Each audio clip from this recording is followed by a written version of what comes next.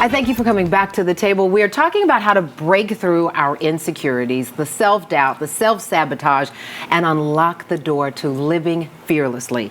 With us is mindset coach, author, podcaster, magazine publisher, book publisher, all the things, Dr. Cheryl Polote-Williamson. She turned a book of affirmations for women into $1 million empire. And joining us now is Alexis Kerr. After years as a C-suite star in corporate America, she suddenly found herself forced to map out an entirely new and different course for her career. It has been a journey of conquering fear and leaning into faith. Welcome back to the show, Alexis. We had you here months ago during the Black Excellence Brunch conversation. And I'll be honest, did not imagine having you back here in a conversation about what it's like when you lose a job and gain your power. Yeah, I think, first of all, thank you so much for having me. This conversation today is so important. I had the opportunity to work for 4 years with an amazing company in the C-suite with Hallmark Mahogany. Yeah. And then at the end of January, my time was over. The position was eliminated. And in the beginning, it was a lot of questioning. What had happened? Had I done something wrong? But after having that little talk with Jesus, I really realized that God had a bigger purpose for me. I had spent a lot of last year knowing that God wanted me to talk about the process of what was happening, sort of not just in my career, but in my personal life.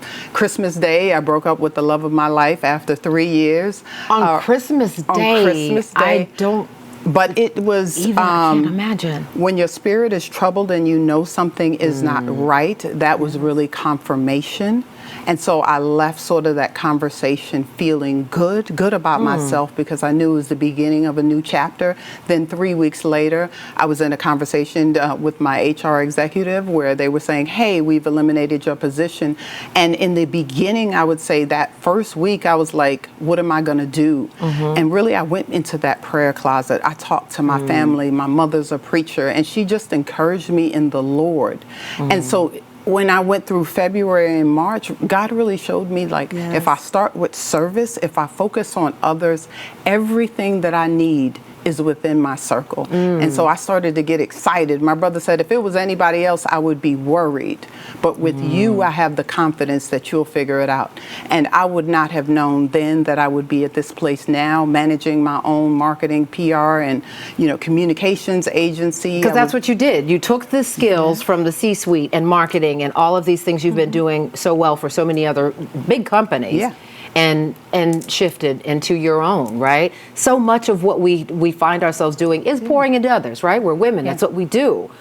But the moment that you realize, and maybe it's time for me to really pour into myself with these same skills, right? Yes, absolutely. And it makes such a difference, because you realize that if you show yourself the same grace and give yourself the same time that you give other people, that you can accomplish the dreams and hopes that you have in your heart, that you deserve it. Right. And the title is not the power. The power that I have comes from God. So there is nothing in that position or nothing in the title or nothing in anything that I do. Being connected to God is what made me successful. And so when you're able to reflect and remember that piece, I think that's so important, right? Because so many people get caught in the title, especially if it's something you've done for a long time, whether it's wife and mother versus whatever your working capacity is.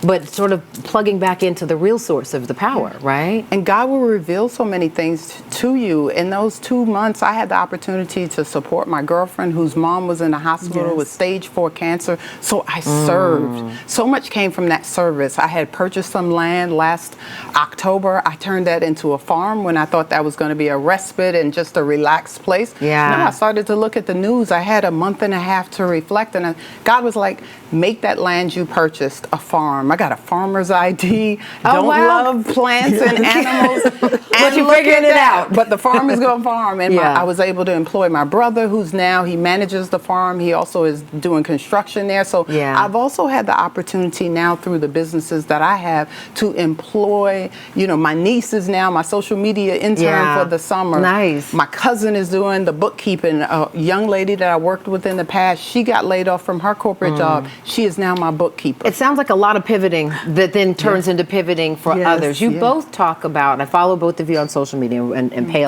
very close attention to what you speak to in terms of changing the narrative. Yeah. How important it is to just change the self-doubt talk. That is critical. Your mindset absolutely has to become your superpower, because whatever it is that you tell yourself, that is absolutely what will manifest in your life.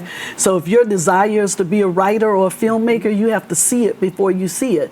But the key is you have to see it before you expect the world to see it. You cannot convince the world of something that you do not believe in for yourself. So in that space where, and I know we're all candid enough to say that nighttime pillow cry, Come on. I cannot find my way out of this fear. I cannot shake.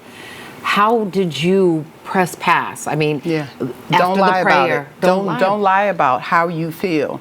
In the beginning, I could not get myself to put a resume together to look for a new job, but I still loved the corporate structure. I still knew I had so much to give.